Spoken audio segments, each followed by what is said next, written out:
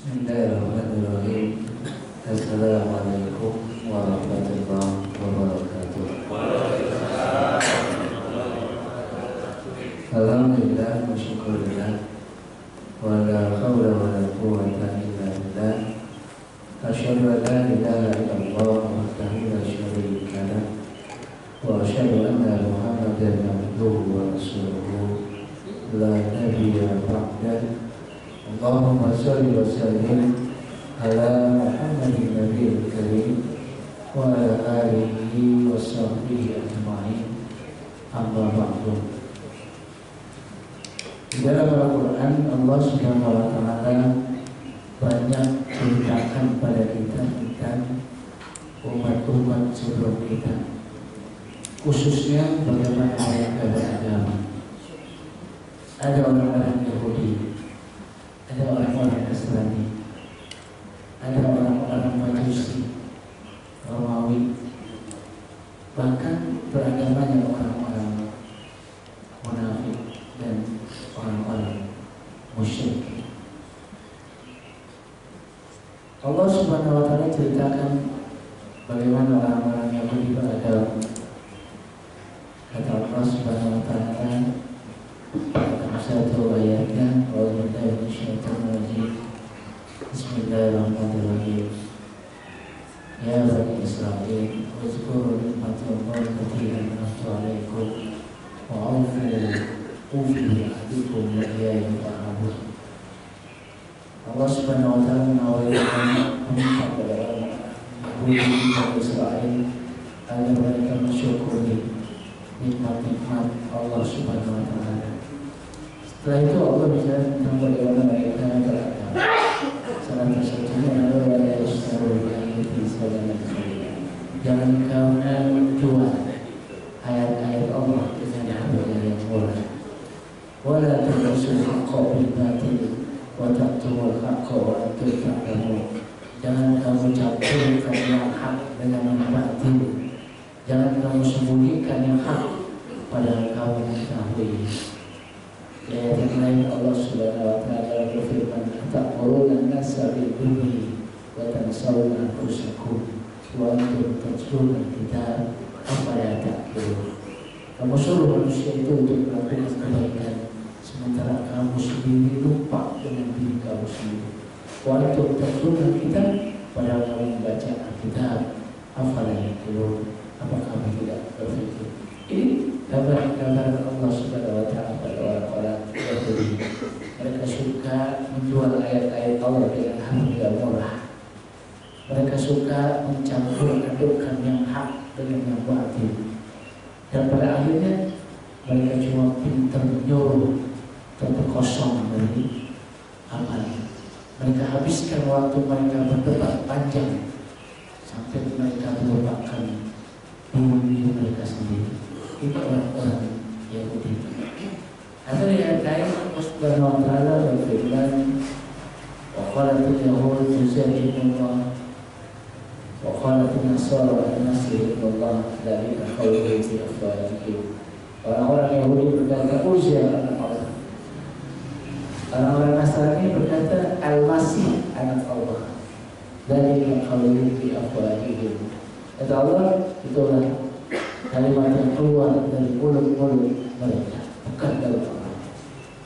Jadi sampai pada tingkat Allah mengabarkan kepada mereka, kepada kita, bahwa orang-orang Yahudi itu sudah menjadikan Uzair anak Allah, dan orang-orang Nasrani sudah menjadikan Isa anak Allah.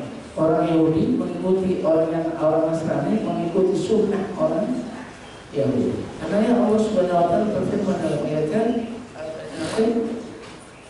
"Laqad kafara alladziina qalu inna Allaha thalithu thalatha." Sesungguhnya telah kafirlah orang yang mengatakan Allah itu satu dari yang tiga, tiga dari yang satu. Ini orang Yahudi, ini orang Nasrani. Bahkan orang-orang Yahudi, orang-orang Nasrani sampai banyak yang pakai, sampai senangnya, saking cintanya dengan ulama mereka. Sebab mereka nggak bisa bedain ini ulama, ini dari ulama, ini apa datang dari Allah. Daya kritis mereka hilang. Sampai Allah mengatakan ittakhadhu ahbarahum wa ruhbanahum arbaban min dunillah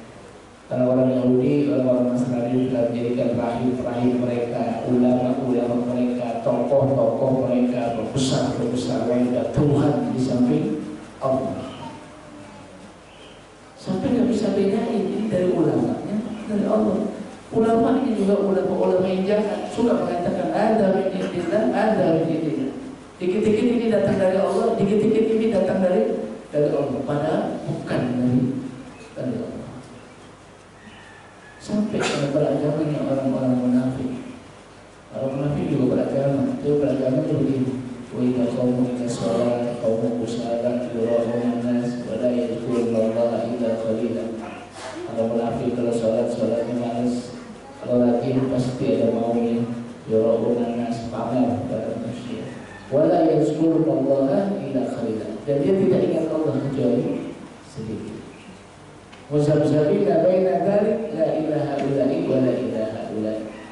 Mereka itu muzabzab, siksa. La ilaha illallah wa la ilaha illallah. Dibilang orang beriman bukan, dibilang orang kafir juga bukan. Baina dzalika sabila. Mereka berada di antara dua kubu, antara orang beriman dengan orang kafir. Wa yutubu ba'sahum wa yaqulu tasma' li qawlihim ka'annahu khusyubun musannada. Orang-orang munafik itu kalau kamu lihat jasadnya, penampilannya, pakaiannya, casingnya mengagumkan kamu. Wa yaqulu tasma' li qawlihim, kalau udah ngomong paling asik dengarnya. Tapi kata Allah ka'annahu khusyubun musannada. Kalau munafik itu dari kayu yang bersandar ke bawah tidak berakal, ke atas tidak berjauh rapuh. Orang munafik beragamanya main di style, main di casing. Islam bukan melarang casing, tapi kalau main di casing doang, akhirnya kita lupa sih. Orang munafik wa itu dibuka semua, wa yaqulu tasma' li qawlihi. Bahkan beragamanya orang-orang musyrik, mereka juga beragama, tapi apa yang dilakukan oleh mereka? Walladzina faraqu dinahum wa kanu syi'an kullu hizbin bima ladayhim farihun. Mereka menjadikan agama mereka terpecah belah, setiap kelompok bangga dengan kelompoknya. Itu agamanya orang-orang musyrik. Jadi banyak dalam Quran itu Allah Subhanahu wa taala mensyaratkan bagaimana mereka beragama. Ini bukan sekedar menyalahkan mereka bahwa mereka salah, tapi mestinya ini menjadi pelajaran buat kita. Bagaimana sih mestinya beragama itu? Jangan beragama seperti orang-orang Yahudi, jangan beragama seperti orang-orang Nasrani, jangan beragama seperti orang-orang munafik, orang-orang Parsi, orang-orang Romawi. Mereka juga beragama. Karena pada kesempatan baik ini kita akan bicara tentang bagaimana sih mestinya kita beragama. Berangkat dari fondasi dasar yang kokoh yang sudah diletakkan oleh Allah dan Rasul, sehingga kita tidak terjebak seperti beragamanya orang-orang Yahudi, orang-orang Nasrani, orang-orang Muslim, orang-orang Parsi, Romawi atau orang-orang munafik. Apa yang harus kita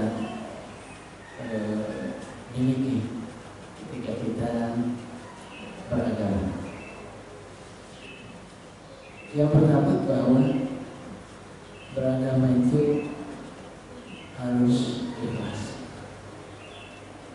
Kata Allah Subhanahu wa taala dalam Al-Qur'an, "Wa ma umiru illa liya'budullaha mukhlishina lahu-d-din." Dan tidak aku perintahkan kepada kamu agar kamu mengikhlaskan diri kamu di dalam beragama. Ikhlas. Ikhlas itu lillah, lillahi kalimatullah. Buang semua keterlibatan hawa nafsu di dalamnya, buang segala bentuk kepentingan di dalamnya. Lillah, lillahi kalimatullah. Begitu orang-orang dulu beragama. Mereka semata-mata mengharapkan keridhaan Allah Subhanahu wa taala. Dalam Al-Qur'an Allah Subhanahu wa taala angkat hakikat mereka ketika Allah Subhanahu wa taala berfirman, "Wasbir nafsaka ma'al ladzina yad'una rabbahum bil ghadati wal 'ashyi yuriduna wajha wa la ta'du 'ainaka anhum turidu zinatal hayatid dunya. Kata Allah Subhanahu wa taala, ya Muhammad, sabarlah kamu bersama siapa? Bersama orang-orang yang senantiasa menyuruh Allah pagi dan petang. Yuriduna wajha, mereka melakukan itu semata-mata hanya mengharapkan keridhaan Allah. Wala ta'du 'ainaka anhum, jangan kau palingkan wajah kamu dari mereka.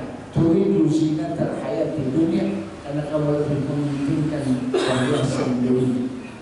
Jadi waktu itu Rasulullah SAW dihadapkan oleh dua pilihan. Pilihan yang pertama adalah komunitas du'afa wal masakin. Bilal bin Rabah, Ammar bin Yasir, Zaid bin Aisyah, Ibnu Mas'ud, dan banyak sahabat-sahabat du'afa wal masakin. Segmen yang kedua adalah para anbiya, para orang kaya, Abu Jahal, Abu Lahab, Abu Sufyan, dan banyak bangsawan Quraisy. Ini dua segmen dakwah yang dihadap oleh Rasulullah SAW. Rasulullah SAW sebenarnya bawanya sih yang masuk Islam, para bangsawan Quraisy. Karena di atas kertas, kalau dia masuk Islam, mungkin Islam akan lebih cepat maju. Mereka punya harta, mereka punya jabatan, wewenang, mereka punya masa. Tiga potensi itu ada pada mereka: harta, wewenang, jabatan, dan masa yang banyak. Ketimbang orang-orang du'afa wal masakin, apa yang mereka miliki. Tapi Allah Subhanahu wa taala meminta kepada Rasulnya untuk wasbir, bersabar kepada mereka. Kenapa? Karena di dalam diri mereka ada hal yang luar biasa. Yang kata Allah, mereka adalah orang-orang senantiasa menyuruh Allah pagi dan petang. Yuriduna wajha, mereka adalah orang-orang yang ikhlas, yang mereka lakukan semata-mata hanya mengharapkan keridhaan Allah. Karenanya Allah mengatakan, wala ta'du 'ainaka anhum turidu zinatal hayatid dunya. Jangan kau palingkan wajah kamu, pandangan kamu dari mereka, karena kamu lebih mementingkan perhiasan dunia. Rasulullah cenderung kepada kelompok dunia, tapi Allah justru kasih malam du'afa wal masakin. Ada kekuatan mereka yang hebat, yang kemudian itu menjadi aset bagi dakwah, sehingga dakwah Rasulullah berkembang. Apa itu? Yuriduna wajha, mereka adalah orang-orang yang hanya mengharapkan keridhaan Allah Subhanahu wa taala. Mereka adalah orang-orang yang lillah, mereka adalah orang-orang yang lillahi kalimatullah, ikhlas dalam agama. Jangan bawa kepentingan kalau ada urusan agama. Kalau ada kepentingan, akhirnya beragama jadi gaduh, jadi ribut. Sama-sama pakai Quran, sama-sama pakai hadis, tapi nggak ketemu, bahkan saling menghujat satu atas yang lain. Itu kalau sudah diintervensi oleh hawa nafsu. Kalau kepentingan, jabatan, harta, kelompok, golongan, bahasa lebih baik atas yang lain, ta'assub, fanatik, semua itu kalau sudah masuk ketika kita beragama, maka beragama kita jadi gaduh, ribut. Kenapa? Karena kita enggak lagi ikhlas semata-mata karena Allah Subhanahu wa taala. Karena ini dalam istilah fanatik itu tercela, sehingga Rasulullah SAW mengisyaratkan, laisa minna man da'a ila sabil, laisa minna man qatala ila sabil, laisa minna man mata ila sabil. Bukan bagian dari umatku orang yang ngajak pada kelompok, yang berperang karena kelompok, yang mati karena kelompok. Fanatik kelompok ini suka dihinggapi oleh orang-orang yang masuk dalam sebuah jamaah. Ini suka dihinggapi oleh orang-orang yang masuk dalam sebuah kelompok. Mereka kadang-kadang disorientasi, mereka lebih disinggung kalau kelompok yang diusik daripada Islam yang diusik. Mereka lebih disinggung kalau tokoh utamanya diusik daripada Rasulullah SAW diusik. Ini fanatis, ini fanatik, dan ini tercela dalam Islam. Kalau ini ada, maka saya katakan agama ini menjadi gaduh. Karena wa ma umiru illa liya'budullaha mukhlishina lahu. ikhlas dalam beragama. Ada urusan harta, kita juga bisa nggak ketemu. Karena urusan jabatan, kita bisa jadi nggak ketemu. Ini yang kata Rasulullah SAW, kalau orang sudah diingkapi oleh hawa nafsu, orang ini lebih ganas dari dua serigala yang dilepas di tengah-tengah awan domba. Dua serigala yang lapang dilepas di tengah-tengah awan domba, itu udah ganas. Tapi kalau orang diingkapi oleh hawa nafsu, lebih ganas dari dua serigala lapang yang dilepas di tengah-tengah awan domba. Karena Rasulullah SAW mencela orang-orang yang diingkapi oleh hawa nafsu. Kata Rasulullah, celaka hamba dinar, celaka hamba dirham, celaka hamba perut. Ini kenapa? Karena hawa nafsu kalau sudah hingga dia akan merusak sifatnya. Karena ya, jika kita beragama, tidak usah bawa pentingan apapun kecuali kita. Jadi ini yang pertama. Yang kedua, bahwa beragama itu esensinya adalah beribadah.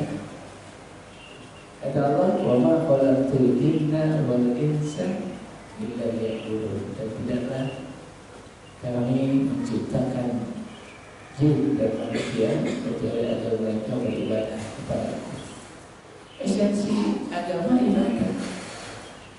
Karena kalau sudah ibadah, itu urusannya bukan harta yang banyak. Kalau urusan ibadah, urusannya bukan jabatan yang tinggi.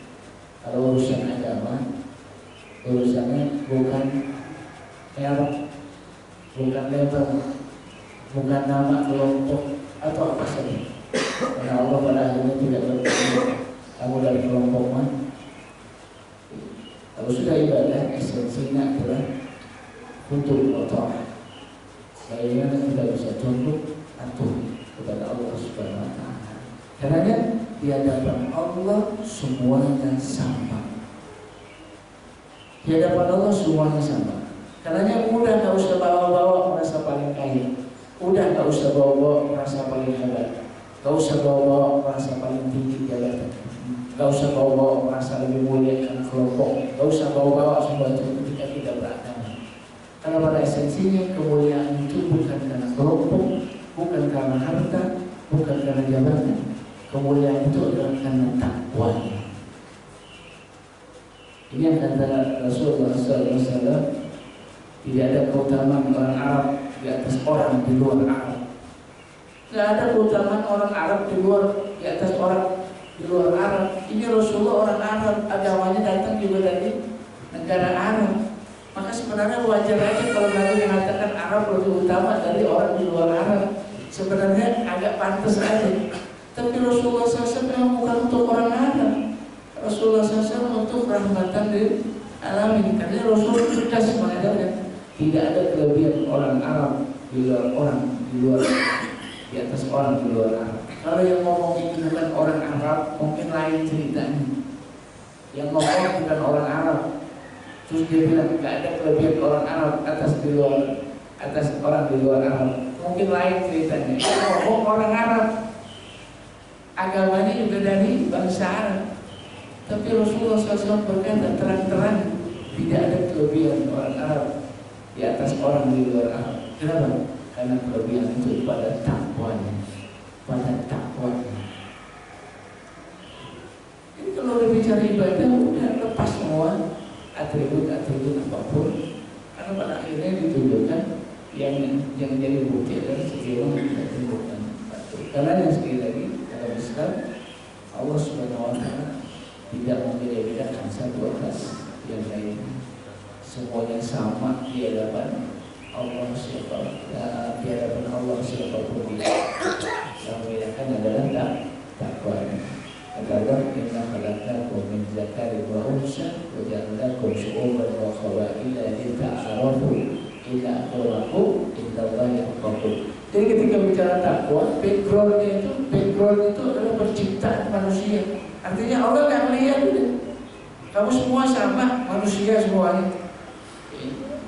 Backgroundnya bukan suku-suku tertentu, bukan Arab atau orang di luar Arab, tapi background cerita tentang takwa adalah penciptaan manusia. Semuanya datang dari Allah, karena ini sama derajatnya di hadapan Allah.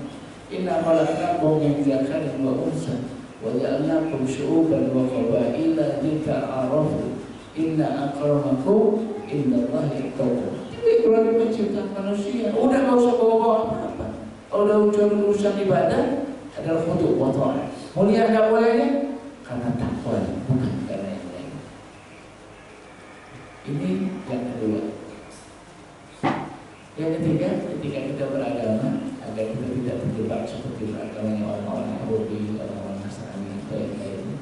Yang ketiga itu adalah bahwa ketika kita beragama, itu kita punya rujukan utama. Jangan bikin aturan sendiri. Agama ini datang dari siapa? Dari Allah dan Rasulnya. Maka rujukan yang harus dipakai adalah Quran dan Sunnah. Begitu Imam Muslim. Quran dan Sunnah, bukan yang lain. Sampai-sampai Rasulullah SAW memberikan jaminan urusan ini. Rasulullah SAW bersabda, berbicara di hadapan 100.000 sahabat di hari riwayat. Bukan 10-20 sahabat, tapi di 100.000 sahabat. Apa kesannya?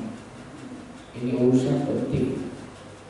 Apa yang disampaikan oleh Rasulullah SAW? Aku tinggalkan 2 peninggalan Rasulullah SAW. Selama kamu berpegang teguh pada keduanya, kata Rasulullah, itu apa?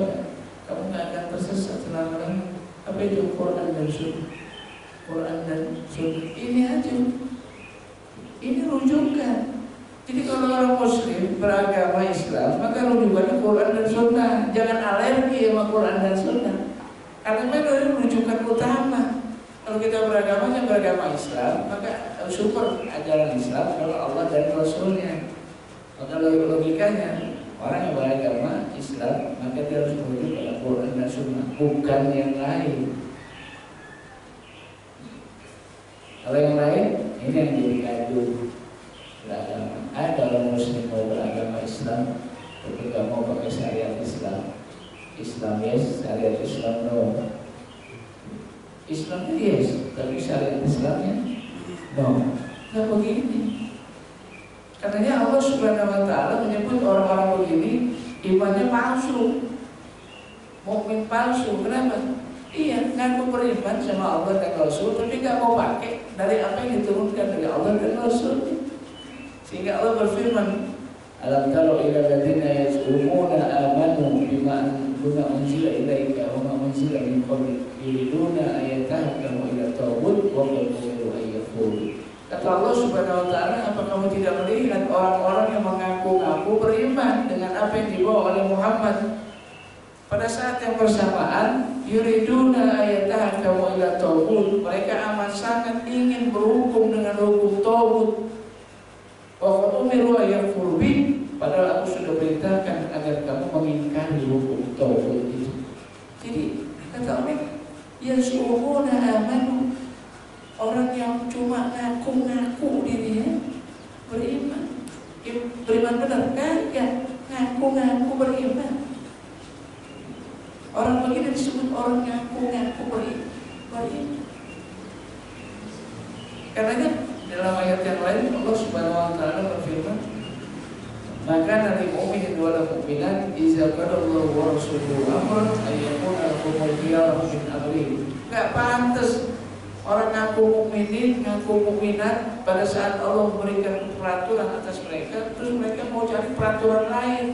Allah udah kasih hukum buat mereka, terus mereka cari hukum yang lain. Kata Allah, enggak pantas orang mukminat begini. Kenapa? Karena merujuk harusnya orang beriman itu merujuk pada Quran dan Sunnah, bukan yang lain. Sehingga Allah berfirman, wala rabbika la yu'minuna hatta yuhaqqimuka fima shajara bainahum thumma la yajidu fi anfusihim harajan mimma qadaita wa yusallimu taslima.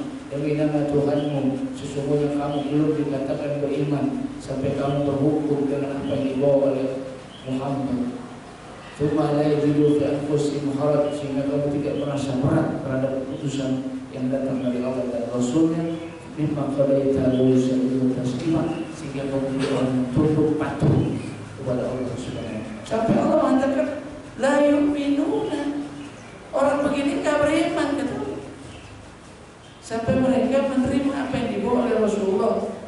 Bahkan ada mukharat, tidak ada keberatan sedikit pun terhadap apa yang dibawa oleh Allah dan Rasulullah. Jangan ada keberatan. Terimanya nggak sekedar diterima, terimanya nggak ada keberatan. Memang qadaita wa yusallimu taslima, sehingga kau menjadi orang yang tunduk patuh. Di sumber yang ketiga ini jadi penting. Seorang muslim harus merujuk pada Quran dan Sunnah, bukan yang lain.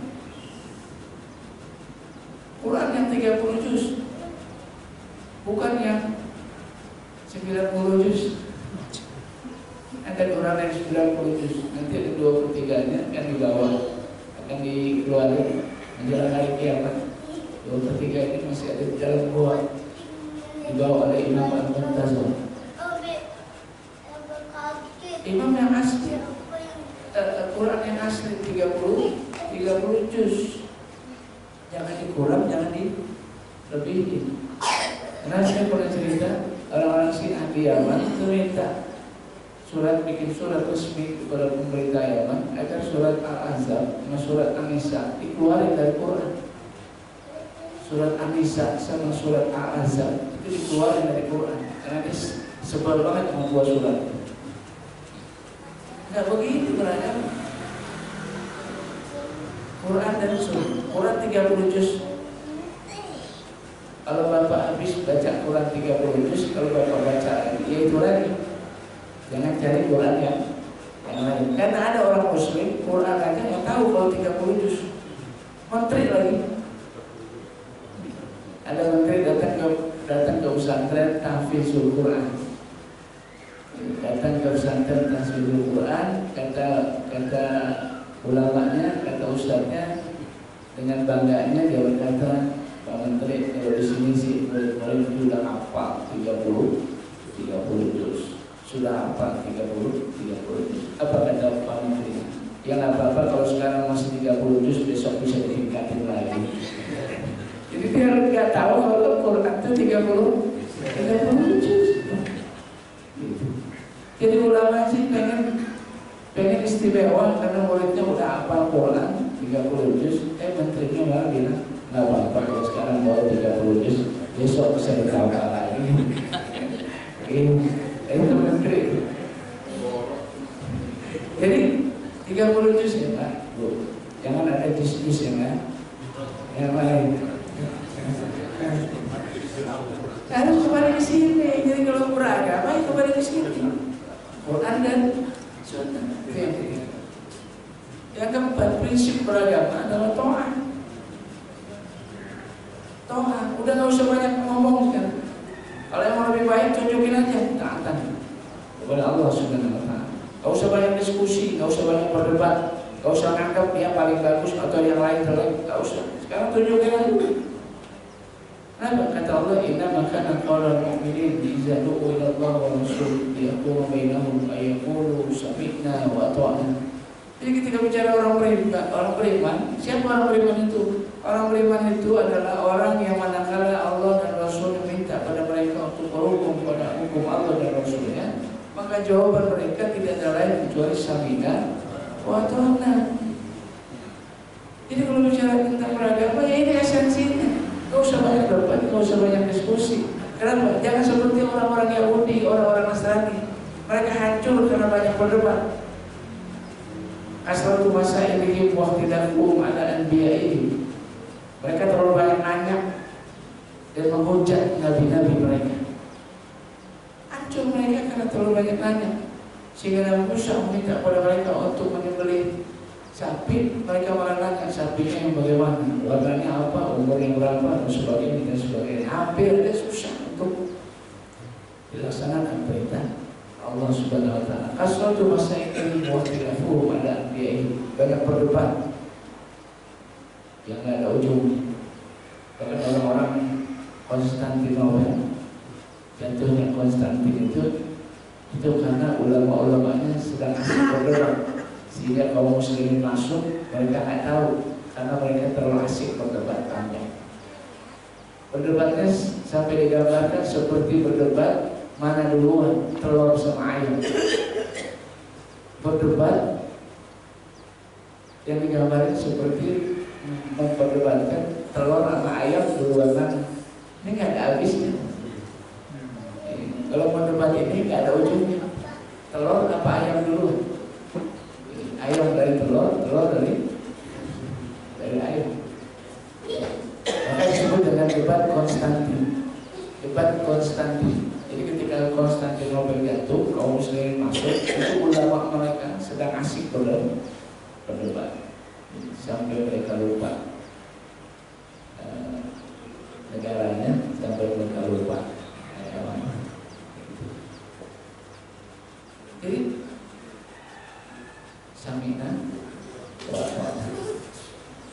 jika pernah saya cerita Rasulullah SAW ditanya ketika Rasulullah mengatakan diwajibkan haji atas kalian, ada sahabat bertanya, ya Rasulullah apa haji tiap tahun?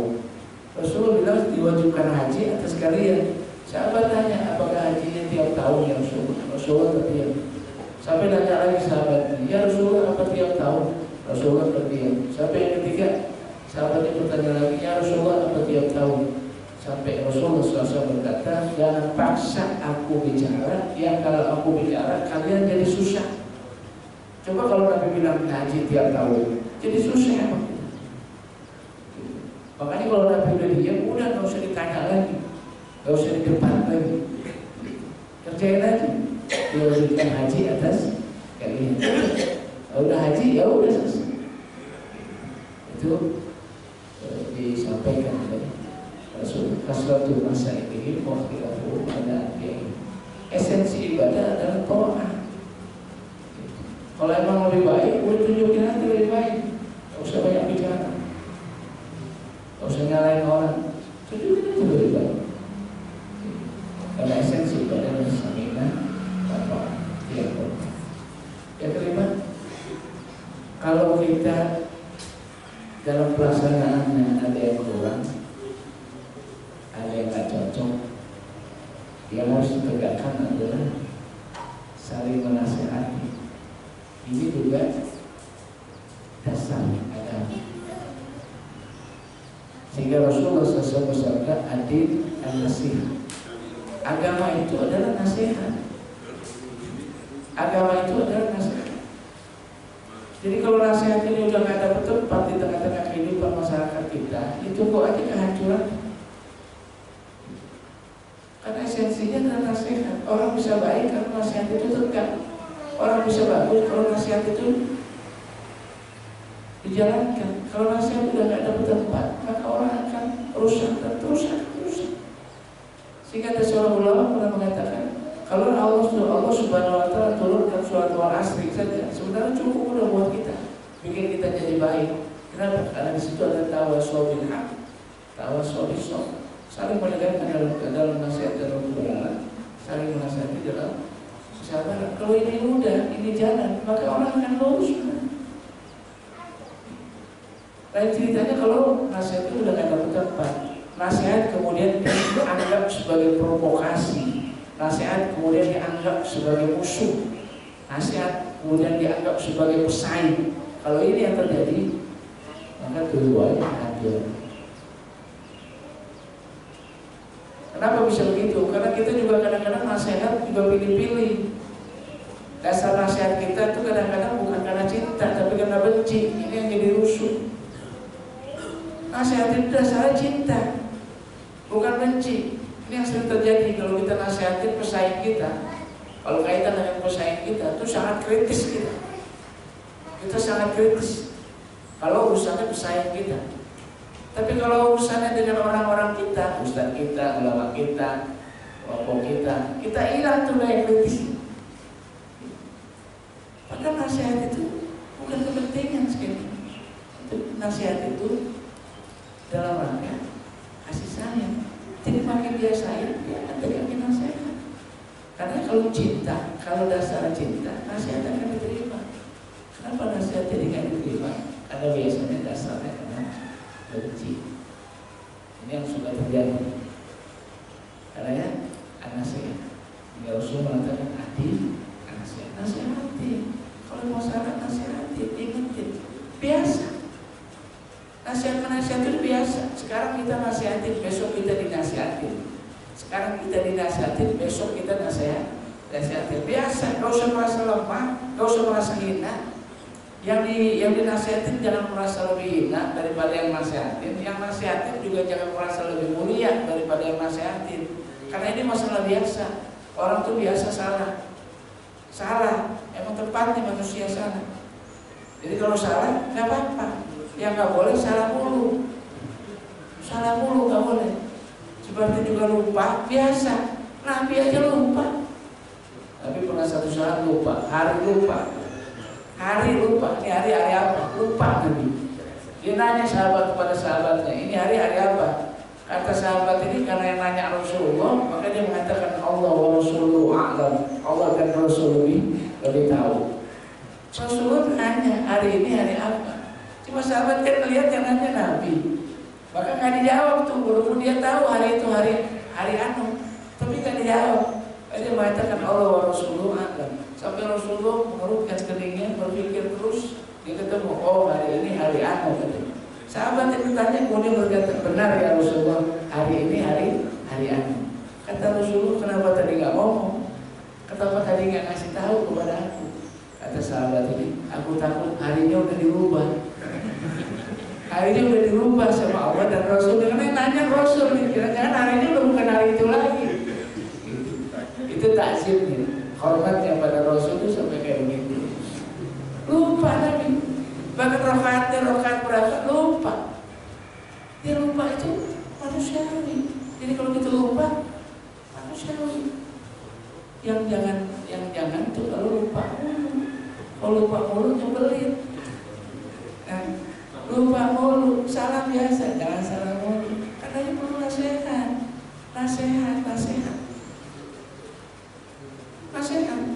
Lurusin kalau masih bengkok.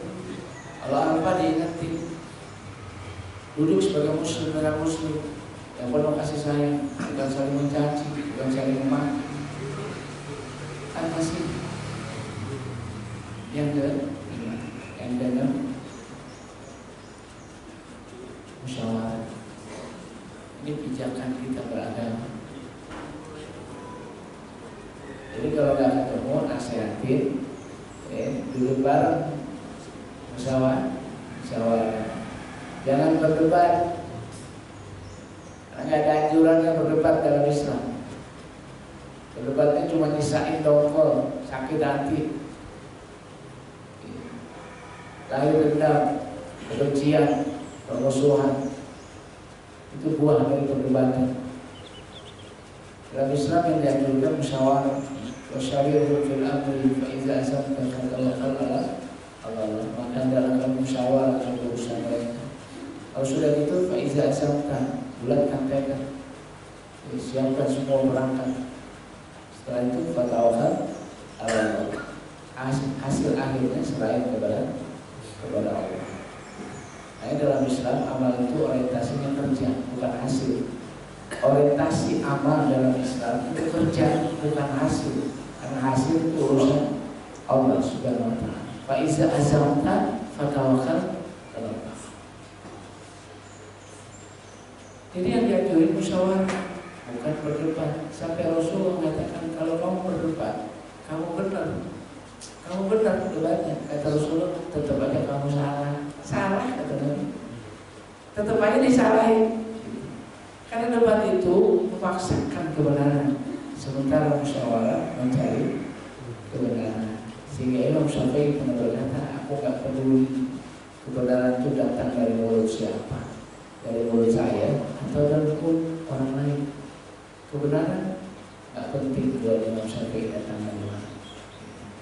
Karena buat dia kebenaran adalah kebenaran. Musyawarah, bukan perdebatan. Duduk bareng sebagai muslim dan berlanjutnya agama ini didasarkan pada ketinggian akhlak. Agama ini didasarkan pada ketinggian akhlak. Sehingga Rasulullah SAW mengatakan adil husnul khuluq. Agama itu adalah akhlak yang baik. Jadi kalau kita beragama, akhlak kita nggak jadi baik, berarti kita nggak menyentuh esensi agama.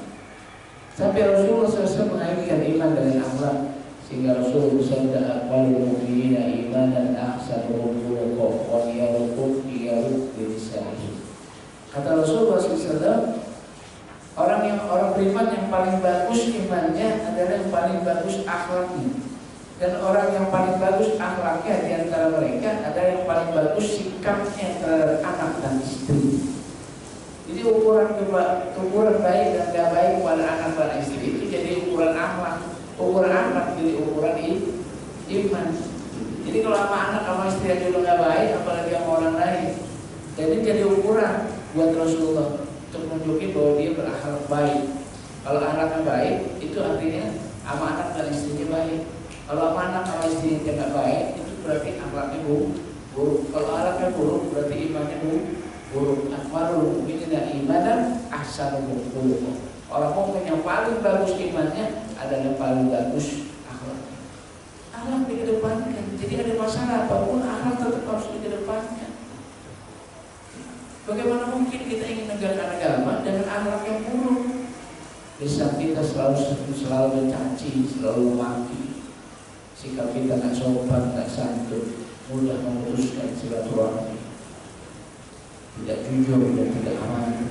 Jadi bagaimana mungkin agama ini ditegakkan oleh orang-orang yang akhlaknya buruk? Agama ini akhlak. Jadi apapun permasalahannya, apalagi masalah di tengah-tengah kaum muslim, itu harusnya tunjukin akhlak yang baik. Dengan orang kafir saja kita masih punya kewajiban untuk tunjukin kita lebih baik. Dengan cara apa? Dengan tunjukin akhlak kita, bahwa kita lebih baik dari mereka. Apalagi di sesama muslim, jauh dari cacian, jauh dari makian. Sehingga Rasulullah SAW mengatakan cukuplah menunjukkan buruknya Islam seseorang ketika orang itu sudah mulai mencaci maki saudaranya sendiri. Udah begini, udah kata Allah, kata Rasulullah, nggak usah lihat ke Islam, nggak usah lihat yang lain kan. Kalau dia udah mencaci maki saudaranya, udah cukup bahwa mereka orang itu buruk keislaman. Ini ukuran. Sampai-sampai Rasulullah SAW satu saat ini terakhir, kisah terakhir, satu saat Mus'ab bin Umair, bukan Mus'ab bin Umair, ada sahabat Rasulullah SAW itu ketangkep di satu perang, di satu peristiwa di Mekah. Sahabat ini baru dibebasin kalau dia berjanji. Apa janjinya? Kalau nanti Muhammad sama orang kafir Quraisy berperang, kamu nggak boleh bantuin Muhammad. Katanya kemudian diyakin oleh sahabat itu, sampai kemudian dia dibebaskan. Sampai terjadi peristiwa perang Badar, perang pertama antara Rasulullah dan orang-orang kafir Quraisy.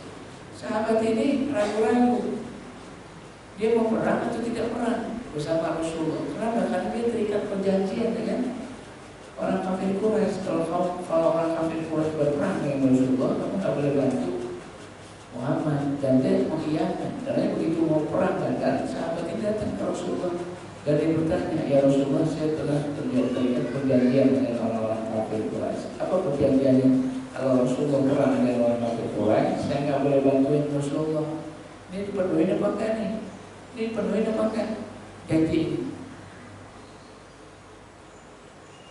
Pada saat yang bersamaan, pasukan Nabi ini cuma 300 sekian dan pasukan musuh hampir 1000 personil. Jadi kita minoritas, 300 sekian lawan 1000. Yang 300, satu orang di 300 ini beda dengan satu orang di 1000. Sama-sama satu, tapi satu di 300 akan sangat berharga ketimbang satu di 1000 pasukan Quraisy. Nah yang satu ini di 300 di kubu Rasulullah SAW. Ini penuhi dengan nih janji saya sama orang kafir Quraisy. Apa kata Rasulullah? Penuhi janji kamu. Tuh akhlak yang baik.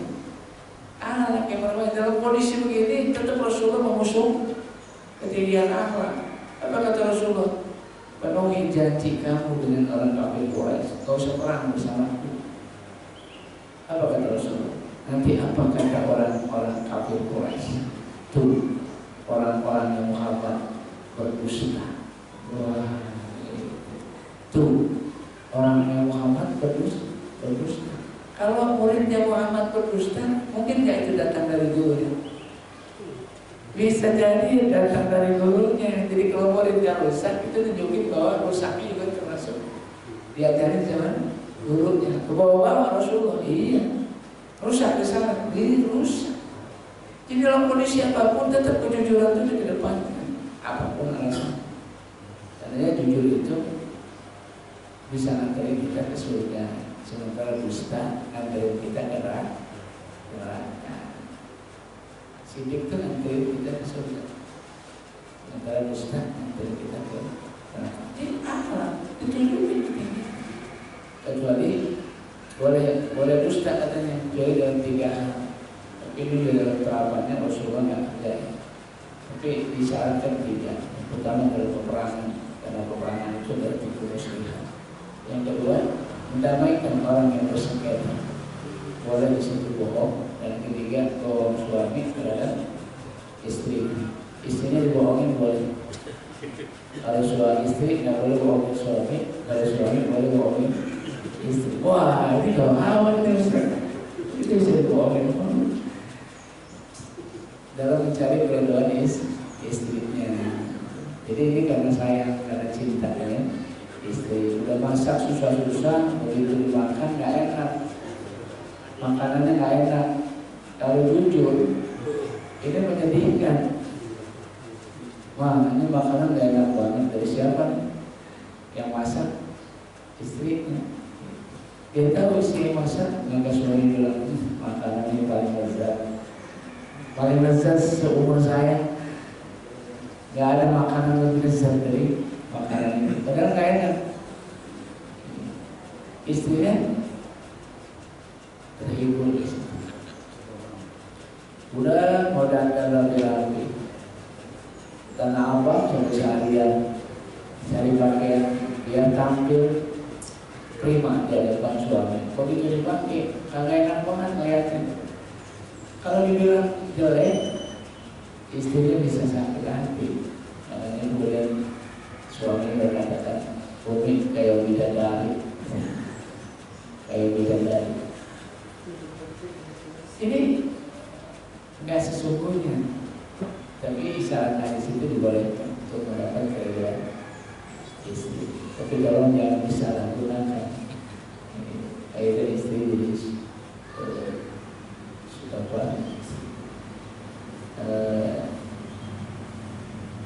buah dari kebohongan. Tapi dalam sejarahnya Rasulullah tidak pernah dusta. Dalam sejarahnya Rasulullah tidak pernah dusta sekalipun. Karena sifat Nabi adalah sidik. Itu artinya apa? Sekalipun Nabi tidak pernah dusta. Tapi menjadi catatan terakhir, jadi akhlak itu tetap harus diusung. Jangan sama orang muslim, sama orang kafir yang kita punya kewajiban menunjukkan bahwa kita lebih baik dengan apa? Dengan berakhlak yang Rasulullah SAW pun tampil sebagai uswah hasanah. Apakah menakuni di Rasulullahi uswatun hasanah. Caranya bahwa takut Rasulullah dulu, bahwa nahakum anhu. Apa yang dikerjakan Nabi kerjain, apa yang dilarang Nabi tidak. Baik, di sini wasiat kita pada kesempatan kali ini ada 7 pilar asasi bagaimana mestinya kita beragama, dari mulai ikhlas, ibadah, Quran dan Sunnah sebagai rujukan, Taat sebagai buah dan nasihat. Kalau ada yang cocok musyawarah rujukan dan pada akhirnya mengusung ketinggian hak. Ini yang bisa saya sampaikan kepada yang mau sharing berbagi. Silakan. Baik, alhamdulillah saya kembali kepada Ustaz Iwan Santoso yang telah menyampaikan pelajarannya pada pagi hari ini, yaitu terkait dengan hal yang kita dapatkan tentunya semuanya untuk meningkatkan keimanan dan ketakwaan kita pada Allah Subhanahu wa taala. Bapak dan Ibu yang dirahmati Allah, pada pagi hari ini kita kedatangan tamu dari Badan Wakaf Al-Quran yang akan menyampaikan presentasinya pada yang bersangkutan. Dipersilakan.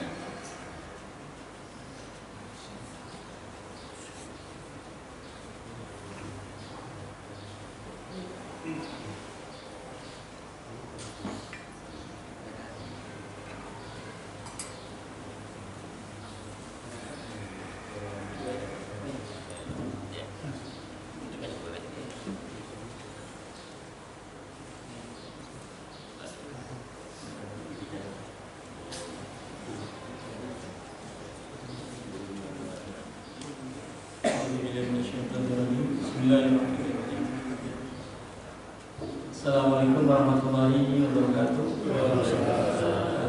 Sebelumnya terima kasih kepada para DKM dan kepada Ustaz Imam Santoso.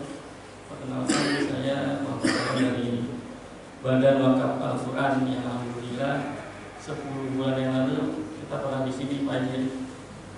Itu program kami yaitu Al-Quran Trip Pulau Timur. Alhamdulillah sudah terdistribusikan sebanyak 30.000 Al-Quran dan pemindahan ke daerah Pulau Timur. Dan untuk program kali ini kita ada Al-Quran trip to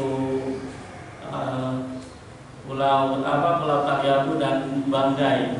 Jadi kalau lihat dari sana itu di daerah Sulawesi bagian tengah dan di Maluku Barat bagian ujung itu ada sebuah pulau namanya Pulau Taliabu dan Banggai. Nah, di pulauan itu jarang sekali mereka mendapatkan distribusi bantuan dari pemerintahan gitu kan. Dan oleh sebab itu ketika kita survei dari Pulau Wakatobi ke daerah Taliabu dan Banggai itu memakan waktu sekitar 36 jam melalui jalur laut melalui kapal lautan seperti itu. Dan dari Badan Wakaf sendiri mengajak kepada para jamaah Masjid Al-Istiqomah bagi yang ingin berwakaf Al-Quran baik dalam bentuk fisik maupun tunai, kami membuka kembali wakaf itu dalam bentuk tunainya meliputi 100.000 untuk 3 hal, yaitu adalah biaya cetak Al-Quran, biaya distribusi, dan biaya insentif atau ustadz yang akan mengajarkan di sana seperti itu. Biasanya kami buka gerak di sana karena kebetulan yang adminnya belum datang, jadi mungkin saya akan buka gerak di sana seperti itu. Dan kurang lebihnya saya mohon maaf, kami ucapkan terima kasih kepada Pak Haji Amin dan kepada Ustaz Imam Santoso yang telah memberikan waktunya. Assalamualaikum warahmatullahi wabarakatuh. Para jamaah sekalian, demikian saudara kita memohon untuk minta bantuan untuk beliau bawa wakaf Quran ini cetakan tersendiri ya, cetak sendiri dengan biaya 1 Al-Quran 100.000, yaitu biaya cetak, biaya distribusi dan pendanaan.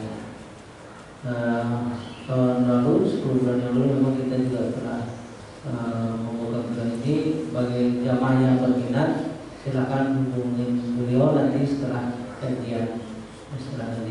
Mudah-mudahan jamaah berminat. Kalau ada pertanyaan yang lain silakan. Mudah-mudahan saudara kita yang ada di pulau-pulau terkecil bisa mendapatkan Al-Quran. Dan mungkin ada pertanyaan satu kepada Mas, ini ada terjemahan dan ada enggak Al-Quran? Dan mungkin jamaah kita yang bertanya, terjemahan sekarang itu banyak sedikit yang dirubah untuk kepentingan tertentu, seperti kawan setia menjadi pemimpin menjadi kawan setia. Apakah jadi berubah juga? Memang kalau kita kan rujukannya kepada Departemen Agama ya. Jadi memang kalau buat terjemahan itu memang dirubah gitu. Jadi apa, kawan setia tadi kan seperti itu dirubah memang. Ya, terima kasih. Jadi demikian rujukan beliau Departemen Agama. Kalau ada yang kata pimpinan menjadi kawan setia, itu kehendaknya Departemen Agama. Dan kita ada informasi yang perlu disampaikan. Demikian, dan kita lanjutkan ke tanya jawab. Baik, Alhamdulillah, kita lanjutkan pada sesi tanya jawab. Dipersilakan yang mengumpulkannya. Ada? Yang satu dari Ibu ada?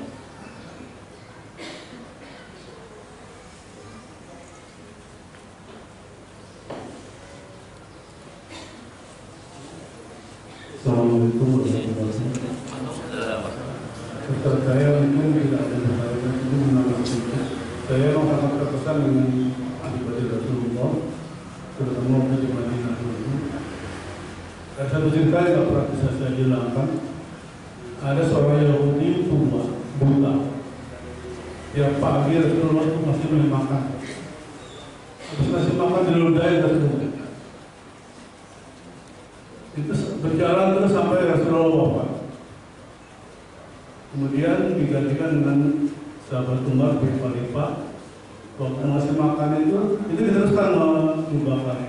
Abu Bakar, kok beda nih katanya. Di sini istilahnya ada siapa kata saya itu Umar, sahabat Rasulullah.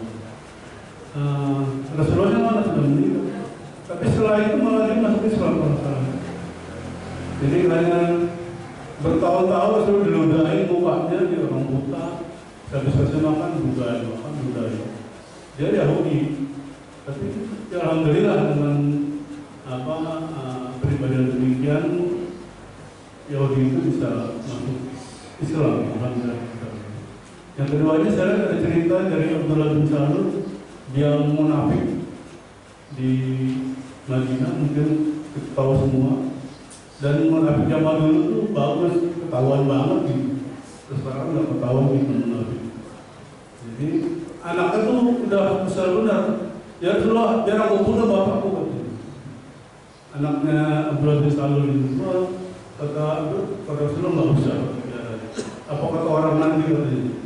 Rasulullah membunuh sahabat. Jadi kan seperti itu yang saya agak terkesan dengan dua cerita itu yang diberi oleh Rasulullah. Mudah-mudahan kita bisa mengikuti jejak Rasulullah. Terima kasih. Masih ada lagi? Cukup? Saya satu lagi.